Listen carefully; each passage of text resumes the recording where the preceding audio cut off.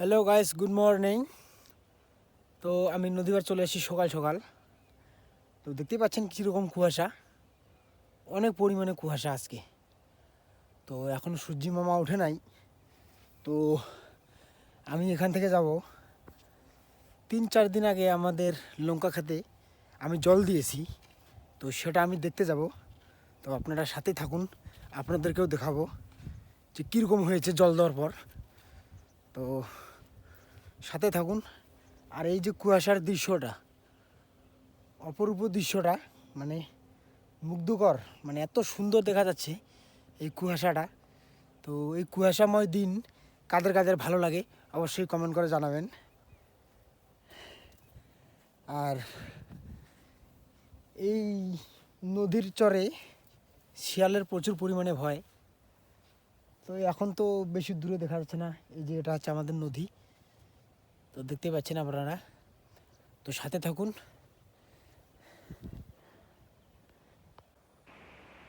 তো গাইজ আমি এই রাস্তা দিয়ে আসলাম, তো এখানে দেখতে পাচ্ছেন মানে বাঁধাকপি। এই যে দেখুন বাঁধাকপির যে দাম, এই যে বাঁধাকপি এই বছর অন্য বছরের থেকে এবছর বাঁধাকপির এত পরিমাণে দাম, প্রচুর পরিমাণে দাম। তো দেখতে পাচ্ছেন বাঁধাকপিগুলো কি সুন্দর হয়েছে। তো আমি যাব এখন এই যে এই রাস্তা দিয়ে আমাদের ক্ষেত, এদিক দিয়ে। গাছ দেখতেছেন এখানে একটা শিয়াল, এই যে দেখুন, এই যে দেখুন, এই যে শিয়ালটা। এখানে আমি যেদিনই আসি এখানে শিয়াল থাকে, মানে এখানে শিয়ালের ইয়েটা এত পরিমাণ, মানে সংখ্যাটা এখানে।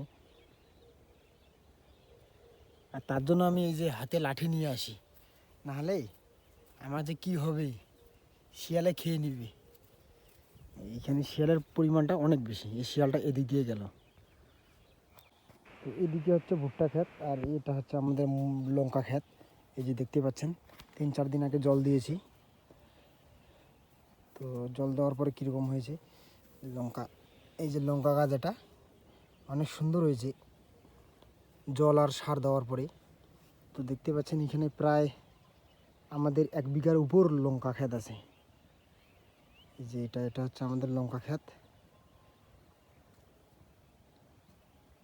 আর চারিদিকে সর্ষে দিয়েছি। এই যে সর্ষেগুলো দেখতেছেন, এগুলো চারিদিকে শুধু সর্ষে দিয়েছি।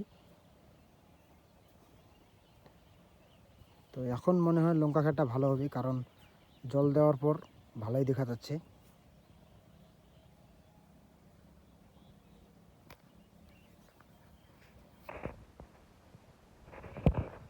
তো লঙ্কা ক্ষেত তো দেখলেন, অবশ্যই যদি ভালো লাগে লাইক কমেন্ট সাবস্ক্রাইব করে দিয়ে পাশে থাকবেন। Bye bye. এখন আমি যাব বাড়ি, আর অনেকটা যেতে হবে আমাদের বাড়ি। আমি সকালবেলা রোজই আসি প্রায় মর্নিং ওয়াক করতে। তো ভালো থাকবেন, সুস্থ থাকবেন। Bye bye.